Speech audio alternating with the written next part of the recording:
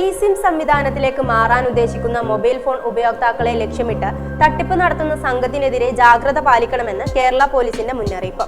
Mobile phone service ദാതാക്കളുടെ customer care സെന്ററിൽ നിന്നെന്ന വ്യാജേന ഉപയോക്താവിനെ ബന്ധപ്പെടുന്ന തട്ടിപ്പുകാർ നിലവിലുള്ള സിം കാർഡ് ഇ-സിം സംവിധാനത്തിലേക്ക് മാറ്റാൻ നിർദ്ദേശിക്കും. മൊബൈൽ സേവന ദാതാക്കളുടെ ആപ്പിലോ വെബ്സൈറ്റിലോ പ്രവേശിച്ച് 32 അക്ക eID നൽകി ഇ-സിം സംവിധാനം ആക്ടിവേറ്റ് ചെയ്യാനാണ് അവർ ആവശ്യപ്പെടുക.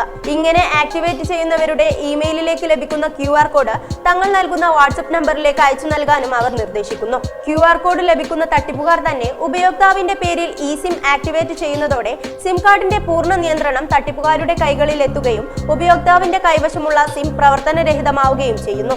ശേഷം 24 മണിക്കൂറിനുള്ളിൽ മാത്രമേ നിങ്ങളുടെ ഇ-സിം പ്രവർത്തനക്ഷമം ആവുകയുള്ളൂ എന്ന അറിയിപ്പ് നൽകും. ഈ സമയപരിധിക്കുള്ളിൽ നിങ്ങളുടെ മൊബൈൽ നമ്പറുമായി ബന്ധിപ്പിച്ചിട്ടുള്ള എല്ലാ ബാങ്ക് അക്കൗണ്ടുകളുടെയും നിയന്ത്രണം അവർ ഏറ്റെടുക്കുന്നതോടെ തട്ടിപ്പ് പൂർണ്ണമാകുന്നു. കസ്റ്റമർ കെയർ സെന്ററിൽ നിന്നെന്ന പേരിൽ ലഭിക്കുന്ന വ്യാജ ഫോൺ കോളുകൾക്കെതിരെ ജാഗ്രത പാലിക്കുകയാണ് തട്ടിപ്പ് തടയാനുള്ള ആദ്യ മാർഗം. വിവിധ സേവനങ്ങൾക്കായി മൊബൈൽ സർവീസ് ദാതാക്കളുടെ ഔദ്യോഗിക ആപ്പ് അല്ലെങ്കിൽ വെബ്സൈറ്റ് തന്നെയാണ് ആശ്രയിക്കുന്നതെന്ന് ഉറപ്പുവരുത്തണം. സേവനദാതാക്കൾ നൽകുന്ന QR കോഡ്, OTP, പാസ്വേഡ് എന്നിവ ആരുമായും പങ്കുവെക്കരുത്. നിങ്ങളുടെ സാമ്പത്തിക കാര്യങ്ങളും ഇടപാടും ആരുമായും പങ്കുവെക്കാൻ പാടില്ല. നിങ്ങളുടെ എല്ലാത്തരം ഡിജിറ്റൽ അക്കൗണ്ടുകൾക്കും 2 സ്റ്റെപ്പ് വെരിഫിക്കേഷൻ എന്ന അധിക സുരക്ഷാ ക്രമീകരണം ഉണ്ടെന്ന് ഉറപ്പുവരുത്തണം.